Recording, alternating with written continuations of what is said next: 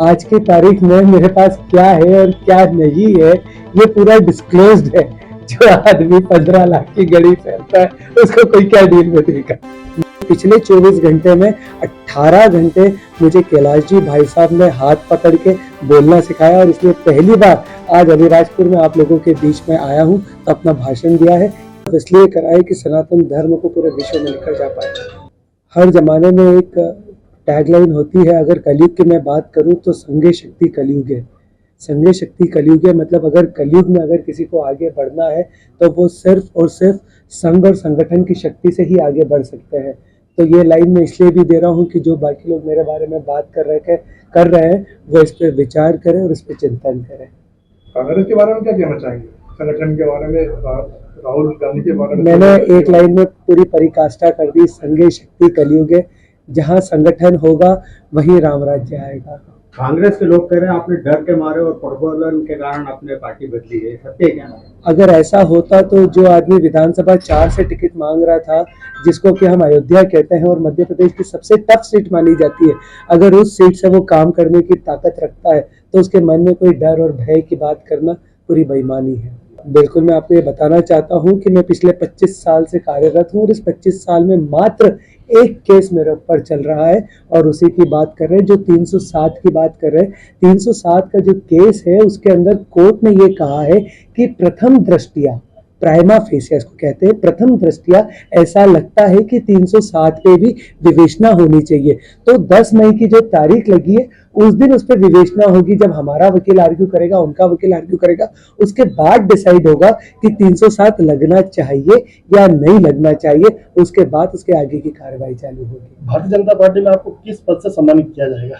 मैं तो सिर्फ यहाँ पे एक नन्हा सा कार्यकर्ता बनने आया हूँ और बहुत खुश हूँ कि पिछले 24 घंटे में 18 घंटे मुझे कैलाश जी भाई साहब ने हाथ पकड़ के बोलना सिखाया और इसलिए पहली बार आज अलीराजपुर में आप लोगों के बीच में आया हूँ तो अपना भाषण दिया है। ये अलीराजपुर का मेरा भाषण मेरे पूरे जीवन में हमें मुझे सदैव याद रहेगा। जो आदमी का नामांकन फॉर्म में 0 से अर्श तक गया हो तो वो क्या डील करेगा। आज की तारीख में मेरे पास क्या है और क्या नहीं है ये पूरा डिस्क्लोज्ड है। जो आदमी 15 लाख की घड़ी पहनता है उसको कोई क्या डील में देगा। मैं तो राम राज्य के लिए काम करना चाहता हूँ। जो दायित्व तो मुझे दिया जाएगा, जितने नीचे स्तर से भी दिया जाएगा, एक छोटा कार्यकर्ता, ईमानदार कार्यकर्ता, राम भक्त बन के काम करना चाहता हूँ। कांग्रेस पार्टी कितनी सीट जीत रही मध्य प्रदेश में?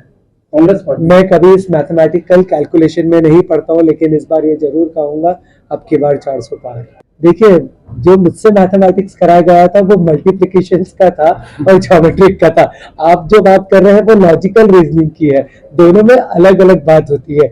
गुणा भाग करना, डिवाइड करना, मल्टीप्लाई करना आसान होता है, लेकिन लॉजिकल चीजों पर बात करना अलग होता है। लेकिन कहाँ प्लस होगा, कहाँ माइनस होगा, वो एक दूसरी बात है। बॉटम लाइन आज ये है कि भाजपा 400 पार है, ये महत्वपूर्ण है। मैं तो ये समझता हूँ कि आज अगर मेरे मन में ऐसी कोई बात आई है तो कहीं ना कहीं जिसके मन में भी भगवान राम विराजित होंगे और जिसके मन में भी त्याग की भावना होगी वो बिल्कुल आएगा और काम करेगा राम राज्य के लिए।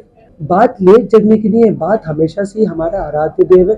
मैं जब भी आज सुबह निकलता हूँ तो हमेशा पहले मैं भगवान को प्रणाम करता हूँ। मैं जैन समाज से आता हूँ, हमारे पाठ पूजा होती है वो तो सारे करता ही हूँ। उसके अलावा हनुमान चालीसा, बजरंग बाण भी करता हूँ और ये मेरा दैनिक दिनचर्या का हिस्सा है। लेकिन मुझे ऐसा लगता है कि आज जब हम कलयुग में रहते हैं जहाँ हर आदमी कर्मवीर बनना चाहता है, हर आदमी पैसे कमाना चाहता है, अपने घर को आगे बढ़ाना चाहता है, उसके साथ साथ ये भी महत्वपूर्ण है कि उसके दिल में धर्म भी होना चाहिए, उसके दिल में भगवान के लिए आस्था भी होनी चाहिए, उसको भी अपने आराध्य देव को मानना चाहिए, उसके मन में भी संस्कार होना चाहिए। तो ये देश संस्कार और संस्कृति का है और संस्कार अगर किसी के मन में आते हैं और उसको आगे बढ़ाते हैं तो इसमें कोई गलत नहीं। मैं इसकी बात नहीं करता हूँ, मैं ये बात जरूर करता हूँ कि अगर वर्ल्ड मैप पे देखा जाएगा और तरक्की देखी जाएगी, आज इंदौर को स्वच्छ इंदौर के नाम से जाना जाता है। मैं अपनी लाइन में बोलता हूँ, clean Indore, green Indore, dream Indore, ये सबसे ज्यादा इम्पोर्टेंट है और इसी पे इंदौर के लिए काम होगा। बस अभी स्वच्छता के कारण वो पार्ट बने हैं क्या, जैसे चर्चा चल रही है सूरत और इंदौर चेष्टा करनी थी तो कैलाश बम का भाजपा हमारा नहीं सोचता के दृष्टिकोण से देखा ये जाए तो पत्रकारिता की बातें हैं, चलती है, चलने दो।